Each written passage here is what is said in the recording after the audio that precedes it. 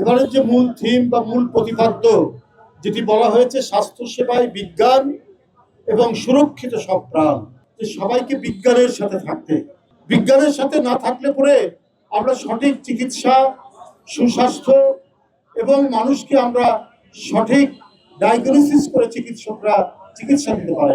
এই যে টিকা, আজকে যে হামের প্রাদুর্ভাব, এই টিকার বিরুদ্ধে প্রচার করা হয়েছে এবং উন্নত দেশ যেখানে জ্ঞান বিজ্ঞানের বিপুল প্রয়াস, সেখানে অ্যান্টি ভ্যাকসিন একটি গ্রুপ রয়েছে, আমি আর নাম ধরে বলতে চাই না। তাহলে বুঝুন আজও সমাজের মধ্যে অন্ধত্ব এবং নানা ধরনের কুসংস্কার ছড়িয়ে রয়েছে। সুতরাং আজকে যে হামের যে প্রাদুর্ভাব আমরা দেখতে পাচ্ছি, এটাও অন্যতম কারণ। কিন্তু বিজ্ঞানের ফলশ্রুতিতে হচ্ছে আজকের আধুনিক চিকিৎসা ব্যবস্থা, আজকের আধুনিক সরকার, পার্লামেন্ট, সংবিধান, এগুলো তো আধুনিক রাজনীতিরই বহিঃপ্রকাশ।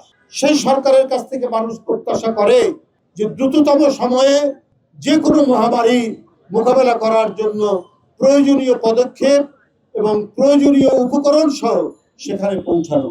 আমরা অক্সিজেনের অভাবে করোনা মোকাবেলায় অনেকের প্রাণ চলে গিয়েছে এবং করোনা নিয়ে আমরা দুর্নীতি দেখেছি ভয়াবহ।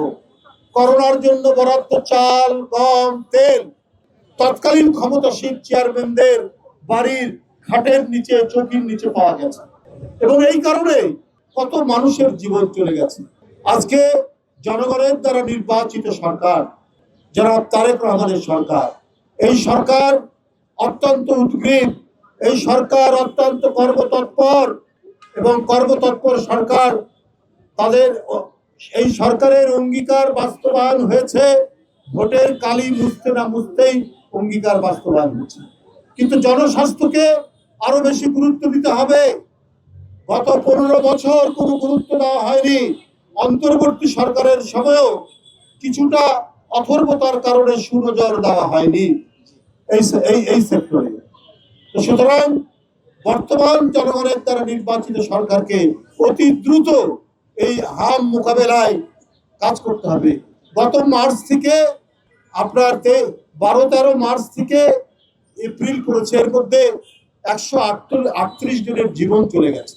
হটস্পট রাজশাহী, চাঁপাইনবাবগঞ্জ, ময়মনসিংহ, এটা এক ধরনের মানে হাম বা মিজল এমার্জেন্সি ঘোষণা করে কাজ করতে হবে স্বাস্থ্য মন্ত্রণালয়। জনগণ যেন তারা সাদা চোখে দেখে এই সরকার জনবান্ধব সরকার, সেই পদক্ষেপগুলো নিতে হবে। শিশুর প্রাণ এ মানুষকে অত্যন্ত কাঁদায়। শিশুর প্রাণ এটা মানুষের হৃদয়কে ভেঙে দেয়। যেখানে শিশু মারা যাচ্ছে 24 ঘন্টায় সারা দেশে 7 জন শিশু মারা গেছে। কেন? এটা শোনার সাথে সাথে গোটা জনগোষ্ঠীর হৃদয়ের মধ্যে করুণ কান্নার ধ্বনি উচ্চারিত হয়। এটা স্বাস্থ্য মন্ত্রণালয় এবং জনস্বাস্থ্যের সাথে যারা জড়িত রয়েছেন সবাইকে দ্রুত গতিতে এই পদক্ষেপ নিতে হবে, কারণ এটি একটি নির্বাচিত সরকার, এটি একটি কর্মতৎপর সরকার। বন্ধুরা, আবার বলা হয়েছে স্বাস্থ্য সেবায় বিজ্ঞান, অর্থাৎ বিজ্ঞানের সাথে আমাদের থাকতে হবে।